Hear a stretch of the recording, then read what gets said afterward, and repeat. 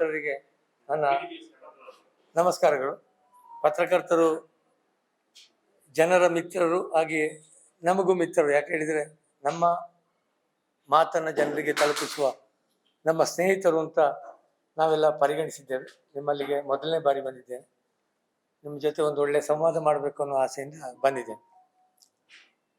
ನಾನು ಮೊದಲಿಗೆ ನಾನು ಮಾತಾಡಲಿಕ್ಕೆ ಬಯಸ್ತಾ ಇರೋದು, ಮೊನ್ನೆ ಪ್ರಿಯಾಂಕಾ ಗಾಂಧಿಯವರು RSS ನೋಂದಣಿಯ ಬಗ್ಗೆ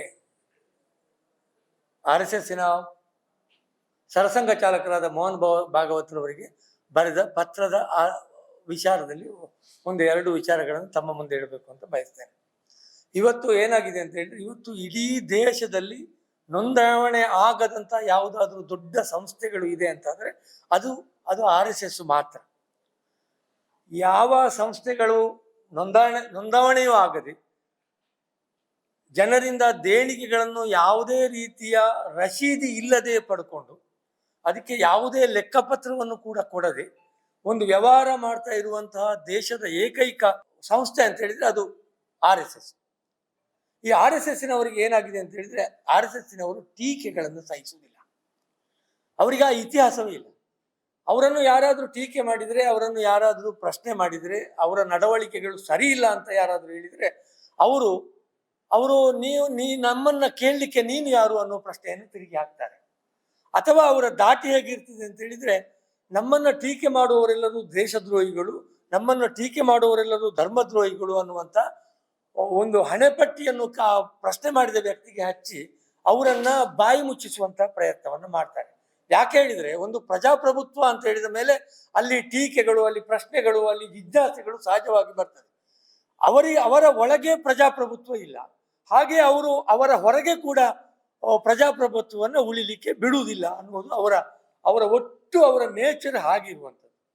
ಈಗ ಮೊನ್ನೆ ಪ್ರಿಯಾಂಕಾ ಖರ್ಗೆ ಅವರು ಒಂದು ಪತ್ರವನ್ನು ಬರೀತಾರೆ, RSS ನೋಂದಾವಣೆ ಆಗಿದೆಯೇ, ಆಗದಿದ್ರೆ ಯಾಕೆ ಆಗಿಲ್ಲ ಅನ್ನೋ ಬಗ್ಗೆ ಸವಿವರವಾದಂತಹ ಒಂದು ಪತ್ರವನ್ನು ಅವರು ಸರಸಂಘ ಚಾಲಕರಿಗೆ ಅತ್ಯಂತ ಗೌರವಯುತವಾಗಿ ಆ ಪತ್ರವನ್ನು ಬರೀತಾರೆ. ಆ ಪತ್ರದಲ್ಲಿ ಅವರು ಬರೆದ ನಂತರ ಅವರಿಗೆ ಬಂದ ಪ್ರತಿಕ್ರಿಯೆಗಳು ಹೇಗಿದೆ ಅನ್ನೋದನ್ನು ಒಂದು ಕ್ಷಣ ಗಮನಿಸಬೇಕು. ಎಲ್ಲರೂ ಅವರ ಬಾಯಿ ಮುಚ್ಚಿಸುವ ಪ್ರಯತ್ನವನ್ನು ಮಾಡಿದ್ದಾರೆ. ಏನು ಚಿತ್ತಾಪುರದಲ್ಲಿ ಒಂದು 6 ತಿಂಗಳ ಹಿಂದೆ ಒಂದು ಪಥಸಂಚಲನಕ್ಕೆ ವಿಷಯದಲ್ಲಿ ಒಂದು ಕಾಂಟ್ರವರ್ಸಿ ಆಗಿತ್ತು, RSSನ ನೋಂದಣಿಯ ವಿಷಯದಲ್ಲಿ. ಆಗ ಮೋಹನ್ ಭಾಗವತರು ತ್ರಿವೇಂದ್ರಮನಲ್ಲಿ ಕೂತ್ಕೊಂಡು ಒಂದು ಮಾತು ಹೇಳ್ತಾರೆ. ಏನು ಹೇಳಿದ್ರೆ, RSSಗೆ ನೋಂದಾವಣೆ ಅದು ಸ್ವಾತಂತ್ರ್ಯ ಪೂರ್ವದಲ್ಲಿ ಆಗಿತ್ತು, ಆಮೇಲೆ ಅದು ನೋಂದಾವಣೆ ಆಗಬೇಕು ಅಂತ ನಮಗೆ ಯಾರು ಹೇಳಲೇ ಇಲ್ಲ ಅನ್ನೋ ಮಾತನ್ನು ಹೇಳ್ತಾರೆ.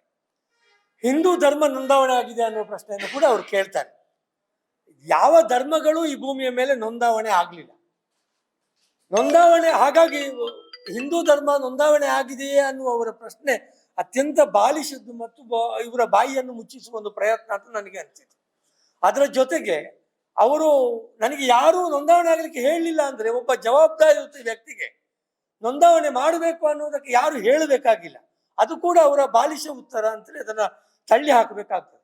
ಆಮೇಲೆ ಈಗ ಮೊನ್ನೆ ಪುನಃ ಈ ನೋಂದಾವಣೆ ವಿಚಾರ ಚರ್ಚೆಗೆ ಬಂದ ನಂತರ ಇವರನ್ನ ಬಾಯಿ ಮುಚ್ಚಿಸುವ ಪ್ರಯತ್ನವನ್ನು ಸುಮಾರು ಜನ ಮಾಡಿದರು. ಒಬ್ರು ರಮೇಶ್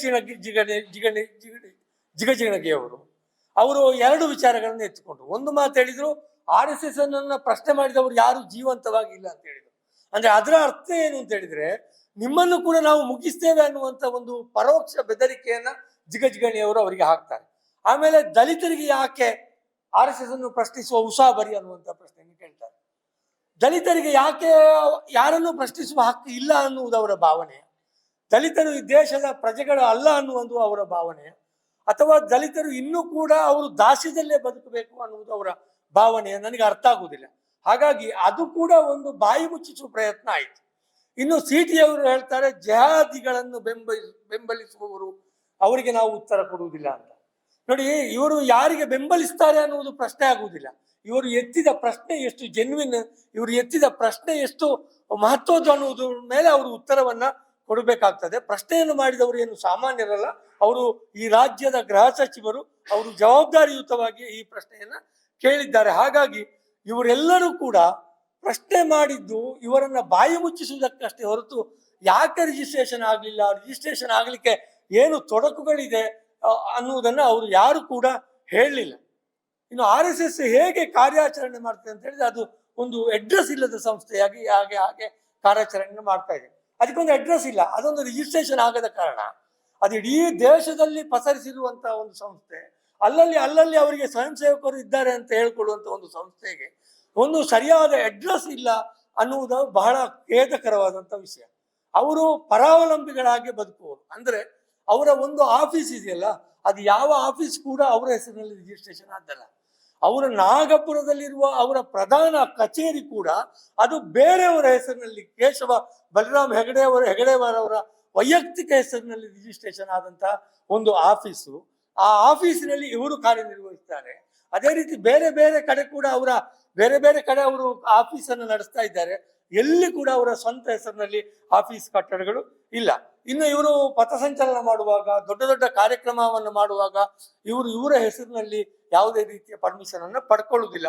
ಅವರು ಬೇನಾಮಿ ಹೆಸರಿನಲ್ಲಿ ಪರ್ಮಿಷನ್ ಪಡ್ಕೊಂಡು ಅವರು ಈ ಕೆಲಸವನ್ನು ಮಾಡ್ತಾ ಇದ್ದಾರೆ.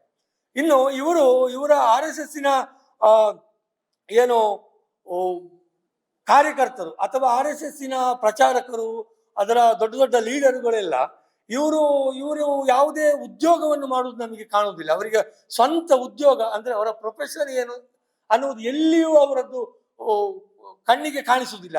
ಅವರು RSSನ ಕೆಲಸ ಮಾಡ್ತಾರೆ, ಅವರು ಐಷಾರಾಮಿ ಜೀವನವನ್ನ ಮಾಡ್ತಾರೆ. ಅವರು ಮದುವೆ ಆಗುವುದಿಲ್ಲ, ಸಂಸಾರ ಇಲ್ಲ. ಅವರು ಹೇಗೆ ಇದ್ದಾರೆ ಅಂತ ಹೇಳಿದ್ರೆ, ಅವರೊಂದು ಯೋಗಿಗಳಾಗಿ ಜೀವನ ಮಾಡುವವರು ಅಂತ ಹೇಳ್ತಾರೆ.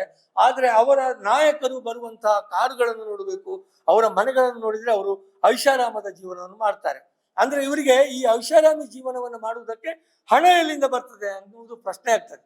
ಈಗ ಏನು ಗುರುದಕ್ಷಿಣೆಯ ಹೆಸರಿನಲ್ಲಿ ಎಲ್ಲಾ ಕಡೆ ಕೋಟಿ ಕೋಟಿ ರೂಪಾಯಿಯನ್ನು ಇವರು ಬಾಚಿಕೊಂಡು ಹೋಗ್ತಾರೆ. ಅದಕ್ಕೆ ಯಾವುದೇ ರೀತಿಯ ಲೆಕ್ಕಾಚಾರವನ್ನು ಅವರು ಸಾರ್ವಜನಿಕಗೊಳಿಸುವುದಿಲ್ಲ ಅಥವಾ ಯಾರಿಗೂ ಆ ಲೆಕ್ಕವನ್ನು ಕೊಡುವುದಿಲ್ಲ.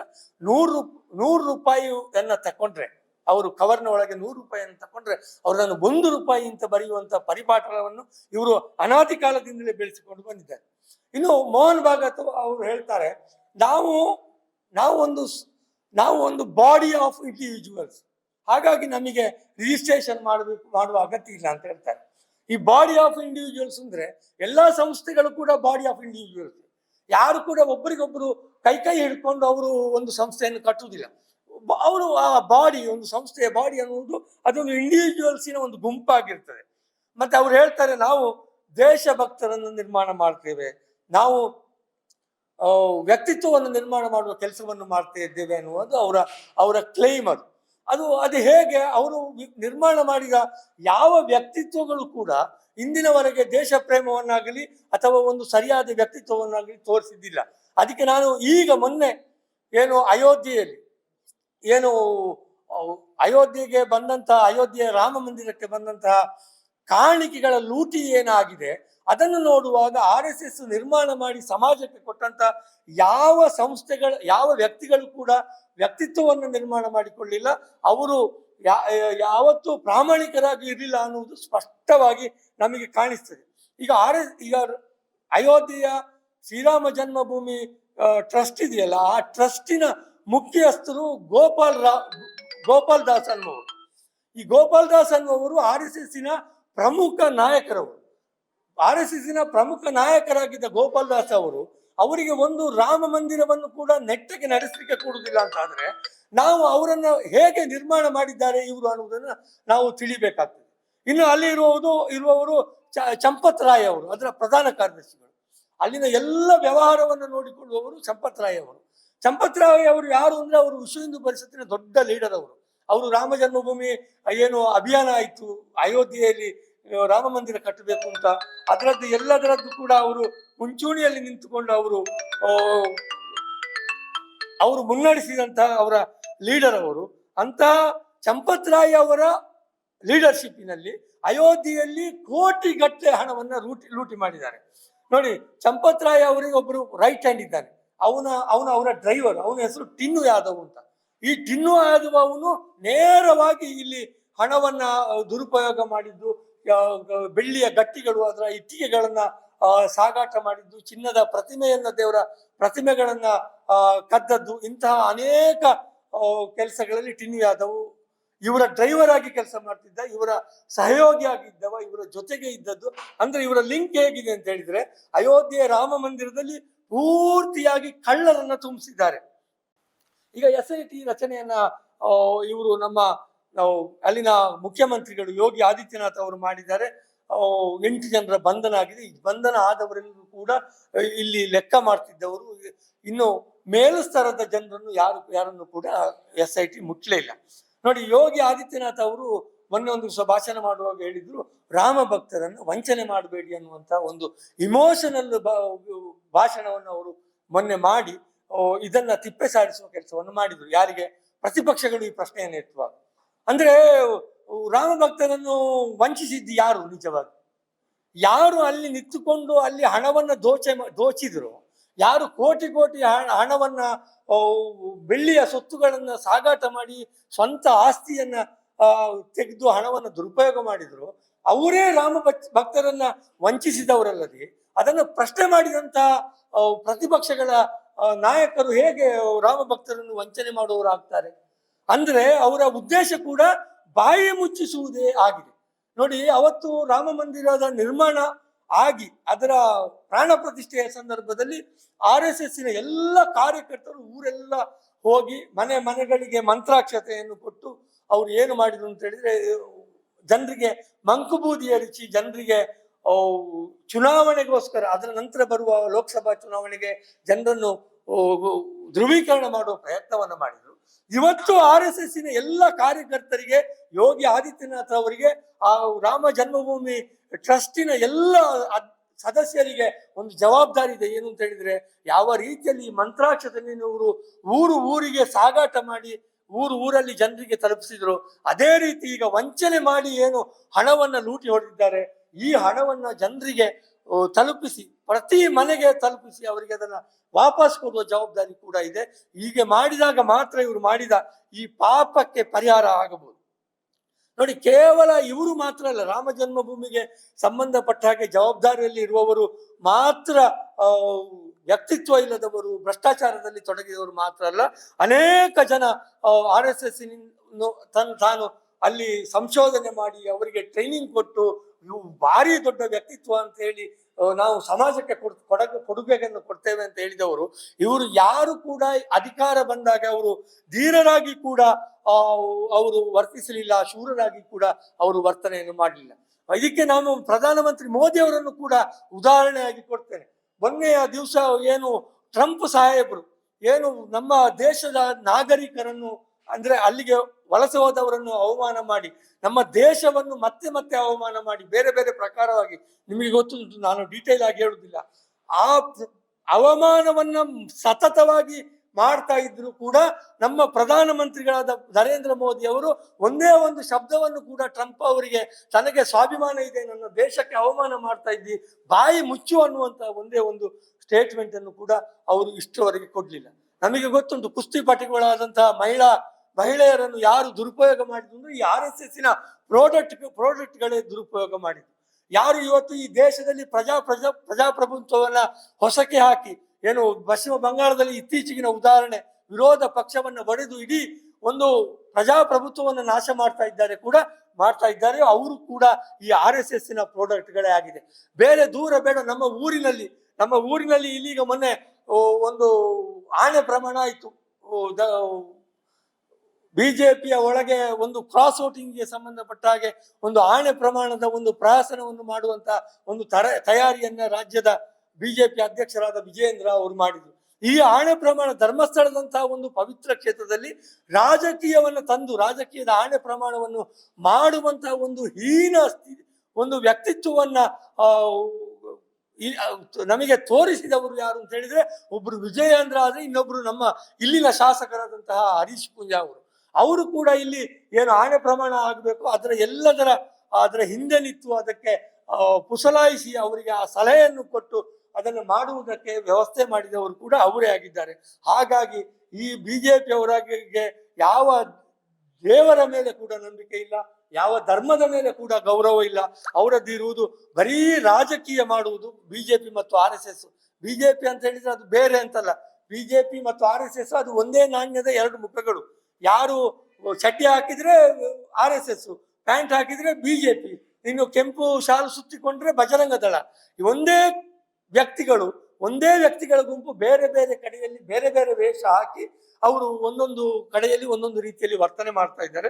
ಇಂತಹ BJPಯವರು ಇಡೀ ದೇಶದಲ್ಲಿ ಇವತ್ತು ಸೌಹಾರ್ದತೆಯನ್ನು ದೇಶದ್ದು ಹಾಳು ಮಾಡ್ತಾ ಇದ್ದಾರೆ. ನಮಗೆ ಗೊತ್ತುಂಟು, ಮಣಿಪುರ ಹೊತ್ತಿ ಉರಿಯುವಾಗ ಈ RSSನ ಒಬ್ಬರು ಪ್ರಾಡಕ್ಟ್, ಅವರಿಗೆ ಒಂದು ದಿವಸ ಮಣಿಪುರಕ್ಕೆ ಹೋಗಿ ಅಲ್ಲಿ ಅದನ್ನ ಖಂಡನೆ ಮಾಡ್ಲಿಕ್ಕೆ ಕೂಡ್ಲಿಲ್ಲ.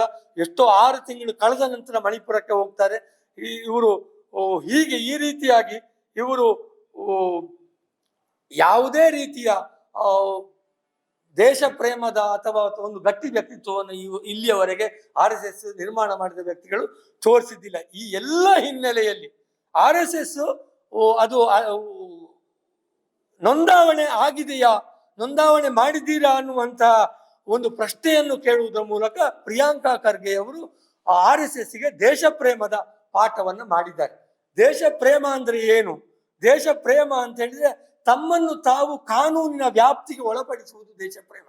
ನಾನು ಕಾನೂನಿನ ವ್ಯಾಪ್ತಿಯಿಂದ ಹೊರಗೆ ಇರ್ತೇನೆ, ನನಗೆ ಇದ್ಯಾವುದು ಸಂಬಂಧ ಇಲ್ಲ, ನಾನು ನಿಮಗೆ ಉತ್ತರದಾಯಿ ಅಲ್ಲ ಅನ್ನುವುದು ಅದು ದೇಶ ಪ್ರೇಮ ಆಗ್ಲಿಕ್ಕೆ ಸಾಧ್ಯವೇ ಇಲ್ಲ.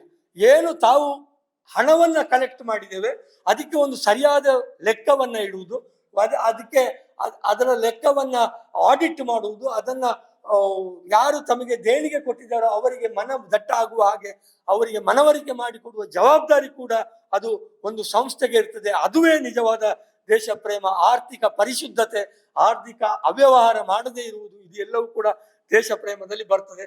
ಅದೇ ರೀತಿ ದೇಶದ ಜನರನ್ನು ಕೂಡ ಪ್ರೀತಿಯಿಂದ ನೋಡುವುದು, ಅದು ಜಾತಿ ಧರ್ಮ ಮತಗಳ ಭೇದ ಇಲ್ಲದೆ, ಭಾಷೆಯ ಭೇದ ಇಲ್ಲದೆ ಈ ದೇಶದ ಎಲ್ಲರನ್ನು ಪ್ರೀತಿಸುವುದೇ ನಿಜವಾದ ದೇಶ ಪ್ರೇಮ. ಆದ್ರೆ RSSನವರು ಇದು ಯಾವುದನ್ನು ಕೂಡ ಮಾಡದೆ ತಮಗೆ ಬೇಕಾದ ಹಾಗೆ ವರ್ತನೆಯನ್ನು ಮಾಡ್ತಾ ಇದ್ದಾರೆ. ಅವರನ್ನ ಪ್ರಶ್ನೆ ಮಾಡಿದ್ರೆ ನಿಮ್ಮನ್ನು ದೇಶದ್ರೋಹಿಗಳು ಅನ್ನುವಂತ ಬ್ರ್ಯಾಂಡ್ ಮಾಡಿ ಅವರನ್ನ ಮುಗಿಸ್ಲಿಕ್ಕೆ ಪ್ರಯತ್ನವನ್ನು ಮಾಡ್ತಾರೆ. ಇದು ಎಲ್ಲವೂ ಅತ್ಯಂತ ಖಂಡನೀಯವಾದಂತ ವಿಷಯ. RSSನವರು ಇನ್ನಾದ್ರೂ ದೇಶ ಪ್ರೇಮವನ್ನು ರೂಢಿಸಿಕೊಳ್ಳಬೇಕು. ಪ್ರಿಯಾಂಕಾ ಖರ್ಗೆ ಅವರು ಎತ್ತಿದ ಪ್ರಶ್ನೆಗಳಿಗೆ ಅವರು ನ್ಯಾಯಬದ್ಧವಾದ ಗೌರವದ ಘನತೆಯ ಉತ್ತರವನ್ನು ನೀಡಿ ಅವರು ಆದಷ್ಟು ಬೇಗ ತಮ್ಮ ಸಂಸ್ಥೆಯನ್ನು ನೋಂದಣಿ ಮಾಡಿಕೊಳ್ಬೇಕು ಅಂತ ನಿಮ್ಮೆಲ್ಲರ ಮೂಲಕ ನಾನು ಒತ್ತಾಯವನ್ನು ಮಾಡ್ತಾ ಇದ್ದೇನೆ. ನಮ್ಮ ಪಕ್ಷದಲ್ಲಿ ಯಾರು ಒಳ ಒಪ್ಪಂದ ಮಾಡಿಕೊಂಡವರಿಲ್ಲ. ಅದು ಅದೀಗ ಹೈಪೋಥೆಟಿಕಲ್ ಕ್ವಶನ್ ಆಗ್ತದೆ. ಅದು ಒಂದು ಕಾಲ್ಪನಿಕ ಪ್ರಶ್ನೆ ಅಷ್ಟೇ ಹೊರತು ನಮ್ಮ ಪಕ್ಷದಲ್ಲಿ ಯಾರು ಕೂಡ RSSನ ಜೊತೆಗೆ. ಈಗ ಪ್ರಿಯಾಂಕಾ ಖರ್ಗೆ ಅವರನ್ನ ನೇಮಕ ಮಾಡಿದ್ದು ನಮ್ಮ ಮುಖ್ಯಮಂತ್ರಿಗಳು. ಅದು ಮುಖ್ಯಮಂತ್ರಿಗಳ ಅದು ಏನು ಅವರ ಪರಮಾಧಿಕಾರ ಮಂತ್ರಿಗಳನ್ನು ನೇಮಕ ಮಾಡುವಂಥದ್ದು. ಪ್ರಿಯಾಂಕಾ ಖರ್ಗೆ ಅವರಂತಹ ಈಗಾಗಲೇ RSS ಅನ್ನು ಪ್ರಶ್ನೆ ಮಾಡಿದಂತ, ಯಾವಾಗ ಚಿತ್ತಾಪುರದ ಪಥಸಂಚಲನ ಸಂದರ್ಭದಲ್ಲಿ ಪ್ರಶ್ನೆ ಮಾಡಿ ಜಾತ್ಯತೀತತೆ ಮತ್ತು ಕೋಮುವಾದದ ಬಗ್ಗೆ ಸ್ಪಷ್ಟವಾದ ನಿಲುವನ್ನು ಹೊಂದಿದವರನ್ನೇ ನಮ್ಮ ಮುಖ್ಯಮಂತ್ರಿಗಳು.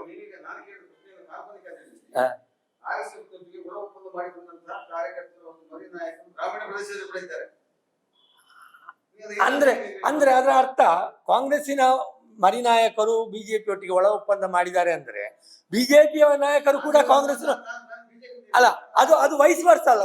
ಒಳ ಒಪ್ಪಂದ ಒಬ್ಬನಿಗೆ ಆಗುದಿಲ್ಲ. ಹೌದು, ಹಾಗಿದ್ರೆ RSSನವರು ಕೂಡ ಕಾಂಗ್ರೆಸ್ನವರೊಟ್ಟಿಗೆ ಒಳ ಒಪ್ಪಂದ ಮಾಡಿಕೊಂಡಿದ್ದಾರೆ ಅನ್ನುವುದು ನಿಮ್ಮ ಭಾವವ?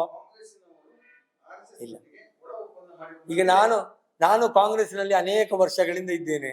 ನಾನು ಕಂಡಾಗ ಎಲ್ಲಿ ಕೂಡ RSSನವರ ಜೊತೆಗೆ ಒಳ ಒಪ್ಪಂದ ಹೌದು ನಿರಾಕರಿಸಿ. ಸುಮಾರು 7 ದಶಕಗಳ ಕಾಲ ದೇಶದಲ್ಲಿ ಕಾಂಗ್ರೆಸ್ ಸರ್ಕಾರ ಇತ್ತು. ರಾಷ್ಟ್ರೀಯ ಸ್ವಯಂ ಸೇವಕ ಸಂಘವನ್ನು ಅದೊಂದು ನೋಂದಣಿ ಆಗದ ಸಂಸ್ಥೆಯಾಗಿದೆ. ನೀವು ಅಧಿಕಾರದಲ್ಲಿ ಇದ್ದಾಗ ರಾಜ್ಯದಲ್ಲಿ ಬಹುತೇಕ ಎಲ್ಲ ರಾಜ್ಯಗಳಲ್ಲಿ ಮತ್ತು ಕೇಂದ್ರದಲ್ಲಿ ನಿಮ್ಮ ಸರ್ಕಾರ ಯಾಕೆ ಏನು ಕ್ರಮ ಕೈಗೊಂಡಿಲ್ಲ? 2 ಸಲ RSS ಅನ್ನು ನಿಷೇಧ ಮಾಡಿದೆ ಕಾಂಗ್ರೆಸ್. ಹೌದು,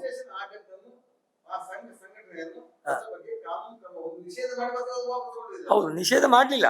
ನಿಷೇಧ ಮಾಡುವುದು ಅವಶ್ಯಕ ಅಂತ ಅಲ್ಲ, ಅವ್ರ ಹತ್ರ ನೋಂದಣಿ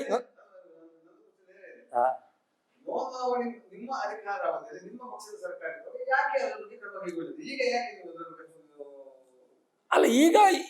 ಈಗ ಎಲ್ಲವೂ ಒಂದೇ ಸಲ ಯಾವುದು ಮಾಡ್ಲಿಕ್ಕೆ ಆಗುದಿಲ್ಲ. ಹೌದು, 6 ವರ್ಷಗಳ ಕಾಲದ ಅಧಿಕಾರದಲ್ಲಿ ಇದ್ದಾಗ RSS ಮಾಡಿದ, ಈಗ ಏನು ರಾಮ ಜನ್ಮಭೂಮಿಯಲ್ಲಿ ಗಲಾಟೆ ಮಾಡಿದಾಗ RSS ಬ್ಯಾನ್ ಆಯಿತು.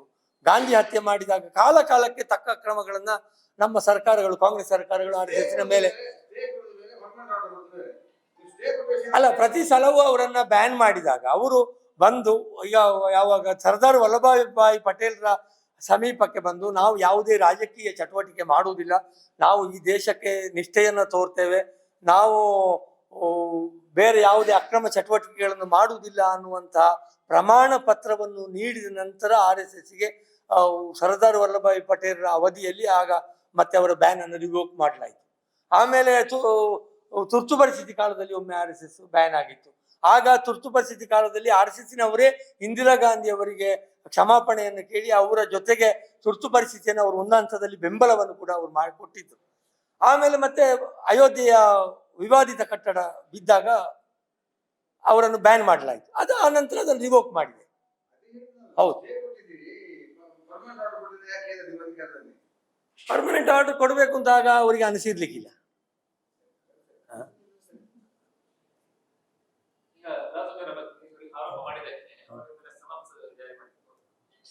ಹೌದು, ಅದು ಇದಕ್ಕೆ ಅಲ್ಲ, ಈ ಪತ್ರಕ್ಕೆ ಸಂಬಂಧಿಸಿ ಜಾರಿ ಮಾಡಿದ್ದಲ್ಲ. ಪತ್ರ ಅಂತ ಅವರು RSS ಬಗ್ಗೆ ಹೇಳಿದ ಯಾವುದೋ ಒಂದು ಟೀಕೆ, ಅದು ಅವರಿಗೆ ಅದರಿಂದ ನೋವಾಗಿದೆ ಅಂತ. ಹಾಗಿದ್ರೆ ನನಗೆ ಅರ್ಥ ಆಗುದಿಲ್ಲ, ಅವರು ಹೇಗೆ ಕೋರ್ಟಿಗೆ ಹೋಗ್ತಾರೆ, ಒಬ್ಬ ವ್ಯಕ್ತಿಯಾಗಿ ಹೋಗ್ತಾರ, ಅಲ್ಲ ಬಾಡಿ ಆಫ್ ಇಂಡಿವಿಜುವಲ್ಸ್ ಎಲ್ಲರೂ ಒಟ್ಟಿಗೆ ಹೋಗ್ತಾರ? ಅವರಿಗೆ ಹೇಗೆ, ಯಾಕೆ ಅದನ್ನು ಕೋರ್ಟ್ ಸ್ವೀಕಾರ ಮಾಡಿದೆ ಅಂತ ಗೊತ್ತಿಲ್ಲ. ಒಬ್ಬ ವ್ಯಕ್ತಿಯಾಗಿ ಹೋಗ್ಬೋದು, ನನಗೆ ನೋವಾಗಿದೆ, ನನ್ನ ಸಂಸ್ಥೆಗೆ ಬೈದಿದ್ದಾನೆ ಅಂತ. RSS ಹೋಗಿದ ಇಲ್ವಾ ಅಂತ, RSS ಅಸ್ತಿತ್ವದಲ್ಲೇ ಇಲ್ಲದಂತ ಒಂದು ಕಾಲ್ಪನಿಕ ಸಂಸ್ಥೆ, ಆದ್ದರಿಂದ ರಿಜಿಸ್ಟ್ರೇಷನ್ ಆಗೋದು ಕಾಲ್ಪನಿಕವೇ ಆಗ್ತದಲ್ಲ, ಗ್ರೂಪ್ ಆಫ್ ಇಂಡಿವಿಜುವಲ್. ಹಾಗಾಗಿ ಕೋರ್ಟ್ ಸಮನ್ ಮಾಡಿದೆ, ಅದು ವಿಚಾರಣೆ ಆಗ್ತದೆ. ವಿಚಾರಣೆ ಆದ ನಂತರ ಅದೇನು ಅಂತ ಗೊತ್ತಾಗ್ತದೆ. ಅದು ಇವರು ಹೇಳಿದ್ದು ಸರಿಯಾ? ಅವರ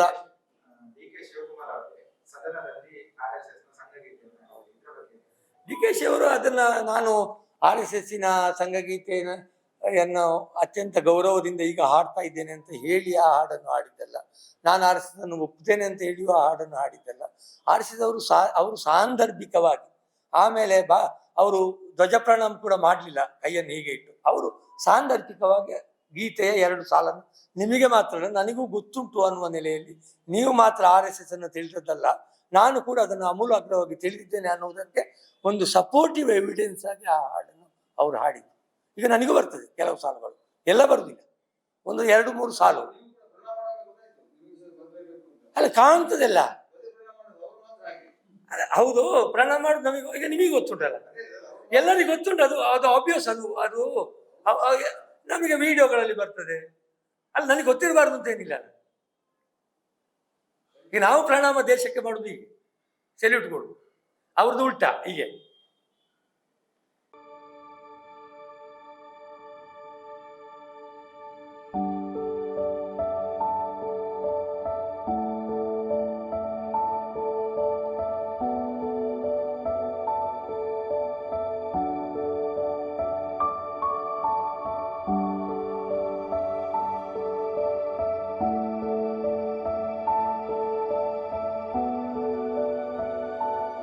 ನನ್ನ ಹೆಸರು ನವೀನ್ ಅಂತ. ಆ್ಯಕ್ಚುಲಿ ನಮಗೆ ಈಗ ಹೆಣ್ಣು ಮಗು ಆಗಿದೆ. ತುಂಬ ಖುಷಿ ಆಗ್ತದೆ. ಹಾಸ್ಪಿಟಲ್ ಫೆಸಿಲಿಟೀಸ್ ಮತ್ತು ಇಲ್ಲಿದೆ ಸ್ಟಾಫ್, ಡಾಕ್ಟರ್ಸ್ ಸ್ವಚ್ಛ ಪೂರ ಭಾರಿ ಶೋಕುಡು, ಸ್ವಚ್ಛತೆ ಪೂರ ಕ್ಲೀನ್ ಎಲ್ಲ. ಮುಖ್ಯವಾಗಿ ಕಾವಂದರ ಕನಸು ಇದು. ಏನೊಂದು ಒಳ್ಳೆಯ ಆಸ್ಪತ್ರೆ ಉಜಿರೆಯಲ್ಲಿ ಬೇಕು. ಎಲ್ಲರೂ ಏನೊಂದು ಮಂಗಳೂರಿಗೆ ಹೋಗಬೇಕು, ಒಂದು ಎಮರ್ಜೆನ್ಸಿ ಆದರೆ ಅಂತಹ ಸಿಚುವೇಶನ್ ಬರಬಾರ್ದು. ನಮ್ಮ ಏನೊಂದು ಊರಲ್ಲಿ ಒಳ್ಳೆಯ ಏನೊಂದು ಆಸ್ಪತ್ರೆ, ಸುಸಜ್ಜಿತವಾದ ಆಸ್ಪತ್ರೆ ಬೇಕು ಅಂತ ಹೇಳುವ ಕನಸು 12 ಗಂಟೆ 1 ಗಂಟೆ 2 ಗಂಟೆಗೆ ನಾನು ನೋವು ಅಂತ ಹೇಳುವಾಗಲೂ ಏನು ನಿಮಿಷವೂ ವ್ಯರ್ಥ ಮಾಡದೆ ಇಮಿಡಿಯೇಟ್ಲಿ ಆಗಿ ಬಂದು ನನ್ನನ್ನೆಲ್ಲ ಆ ನೋವಿಗೆ ಬೇಕಾದ ವಿಚಾರಗಳನ್ನೆಲ್ಲ ಮಾಡಿದ್ದಾರೆ. ಪಾರ್ಶ್ವ ಕೂಡ ಭೂಪೇರು ಡಾಕ್ಟರ್ ಸ್ವರ್ಣಲತಾ ಡಾಕ್ಟರ್ ಎಂಟ್ಲ ಅದಕ್ಕೆ ಬೊಕ್ಕ ಬಾಲೆ ಒಂಚೂರು ತೊಂದರೆ ಉಂಡು ಇತ್ತೆ ನೆಟ್ ಐಶ್ವರ್ಯ ಬಾಲೆ ಅಂಡೆಲ್ಲ ಬಾರ್ಲ ಆ ಕಡೆ ಹೂ ಒಂದುಲ್ಲೇರು ಖುಷಿ ನೆಗ್ಲೆ ಮೂರು ಬಾರಿ.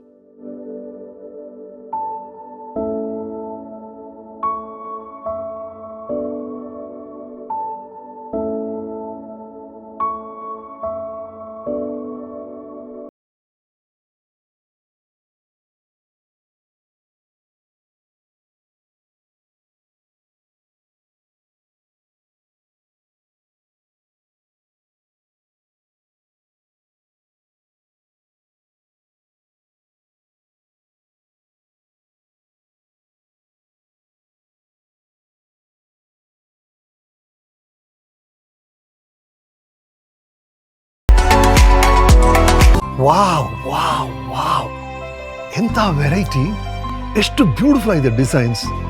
ಸದಾ ಸಂತೋಷಕ್ಕಾಗಿ ಬನ್ನಿ ಉಳಿಯಕ್ಕೆ. ಎಂಸಿಸಿ ಬ್ಯಾಂಕ್ ಲಿಮಿಟೆಡ್ ಇದೀಗ ದೇರ್ಲಕಟ್ಟೆಯಲ್ಲಿ ತನ್ನ 22ನೇ ಶಾಖೆಯನ್ನು ಆರಂಭಿಸಿರುವ ಸಂಭ್ರಮದಲ್ಲಿ ವಿಶೇಷ ಬ್ಯಾಂಕಿಂಗ್ ಸೇವೆಗಳನ್ನು ನೀಡುತ್ತಿದೆ. ವಿದೇಶದಲ್ಲಿರುವ ಭಾರತೀಯರಿಗಾಗಿ ಎನ್ಆರ್ಐ ಬ್ಯಾಂಕಿಂಗ್ ಸೌಲಭ್ಯ, ನಮ್ಮೆಲ್ಲ ಗ್ರಾಹಕರಿಗಾಗಿ ಸುಲಭ ಖಾತೆ ತೆರೆಯುವಿಕೆ, ಆಕರ್ಷಕ ಬಡ್ಡಿ ದರಗಳು ಹಾಗೂ ಸುರಕ್ಷಿತ ಹಣಕಾಸು ವ್ಯವಹಾರಗಳು. ನಿಮ್ಮ ಅಮೂಲ್ಯ ದಾಖಲೆಗಳು ಮತ್ತು ಆಭರಣಗಳ ಸುರಕ್ಷತೆಗಾಗಿ ಲಾಕರ್ ಸೌಲಭ್ಯ ಹಾಗೂ ಇನ್ನಿತರ ಸೌಲಭ್ಯಗಳು. 114 ವರ್ಷಗಳಿಂದ ನಿಮ್ಮ ಸೇವೆಯಲ್ಲಿ. ಇಂದೇ ನಿಮ್ಮ ಹತ್ತಿರದ ಎಂಸಿಸಿ ಬ್ಯಾಂಕ್ ಶಾಖೆಯನ್ನು ಸಂಪರ್ಕಿಸಿ. ದೂರವಾಣಿ ಸಂಖ್ಯೆ 7090701105. ಟೋಲ್ ಫ್ರೀ ಸಂಖ್ಯೆ 1800-123-2966. ಷರತ್ತುಗಳು ಅನ್ವಯ. In my world of cinema, all I had was a dream and where I wanted to be, and the will to work hard for it, real hard. And who can understand this better than Rohan Corporation? After all, it has only taken them 30 years of hard work, passion and dedication to have built success. Rohan Corporation India Private Limited, signature of trust. ಆರೋಗ್ಯದ ಬಗ್ಗೆ ಯಾವುದೇ ರಾಜಿ ಇಲ್ಲ, ಏಕೆಂದರೆ ನಿಮ್ಮ ಆರೋಗ್ಯವೇ ನಮ್ಮ ಆದ್ಯತೆ. 27 ವರ್ಷಗಳಿಂದ ಬೆಳ್ತಂಗಡಿ ತಾಲೂಕಿನ ಜನರ ವಿಶ್ವಾಸವನ್ನು ಗಳಿಸಿಕೊಂಡು ಬಂದಿರುವ ಬೆನಕ ಹೆಲ್ತ್ ಸೆಂಟರ್ ಇಂದು ಅತ್ಯಾಧುನಿಕ ಸೌಲಭ್ಯಗಳೊಂದಿಗೆ ಸೇವೆ ನೀಡುತ್ತಿರುವ ಪ್ರಮುಖ ಮಲ್ಟಿ ಸ್ಪೆಷಾಲಿಟಿ ಆಸ್ಪತ್ರೆ. 130 ಹಾಸಿಗೆಗಳ ಸುಸಜ್ಜಿತ ಆಸ್ಪತ್ರೆಯಾಗಿರುವ ಬೆನಕ ಹೆಲ್ತ್ ಸೆಂಟರ್ ರೋಗಿ ಸುರಕ್ಷತೆ ಮತ್ತು ಗುಣಮಟ್ಟದ ಆರೈಕೆಯಲ್ಲಿ ಶ್ರೇಷ್ಠತೆಯನ್ನು ಸಾಧಿಸಿ NABHನಿಂದ ಸತತ 3ನೇ ಬಾರಿ ಮಾನ್ಯತೆ ಪಡೆದ ಹೆಮ್ಮೆಯ ಆಸ್ಪತ್ರೆಯಾಗಿದೆ. ಅನುಭವ ಸಂಪನ್ನ ತಜ್ಞ ವೈದ್ಯರ ತಂಡ, 24x7 ತುರ್ತು ಚಿಕಿತ್ಸಾ ವಿಭಾಗ, ಅತ್ಯಾಧುನಿಕ ಶಸ್ತ್ರಚಿಕಿತ್ಸಾ ಕೊಠಡಿಗಳು, ಸುಧಾರಿತ ಪ್ರಯೋಗಾಲಯ ಸೇವೆಗಳು, ಡಿಜಿಟಲ್ ಡಯಾಗ್ನೋಸ್ಟಿಕ್ ಸೌಲಭ್ಯಗಳು, ಫಾರ್ಮಸಿ ಮತ್ತು ಸಮಗ್ರ ಆರೋಗ್ಯ ಸೇವೆಗಳು ಒಂದೇ ಸೂರಿನಡಿಯಲ್ಲಿ ಲಭ್ಯ. ಸಾಮಾನ್ಯ ಆರೋಗ್ಯ ತಪಾಸಣೆಯಿಂದ ಹಿಡಿದು ವಿಶೇಷ ಚಿಕಿತ್ಸೆಗಳವರೆಗೆ ಪ್ರತಿಯೊಬ್ಬ ರೋಗಿಗೂ ವೈಯಕ್ತಿಕ ಕಾಳಜಿ, ಗುಣಮಟ್ಟದ ಚಿಕಿತ್ಸೆ ಮತ್ತು ಮಾನವೀಯ ಸೇವೆಯನ್ನು ನೀಡುವುದು ನಮ್ಮ ಬದ್ಧತೆ. ನಿಮ್ಮ ಕುಟುಂಬದ ಆರೋಗ್ಯದ ವಿಶ್ವಾಸಾರ್ಹ ಸಂಗಾತಿ ಬೆನಕ ಹೆಲ್ತ್ ಸೆಂಟರ್, ಮುಖ್ಯ ರಸ್ತೆ, ಉಜಿರೆ. ಸಂಪರ್ಕಿಸಿ 08256236742. ಬೆನಕ ಹೆಲ್ತ್ ಸೆಂಟರ್ 27 ವರ್ಷಗಳ ವಿಶ್ವಾಸ, ಗುಣಮಟ್ಟದ ಆರೈಕೆಯ ಭರವಸೆ.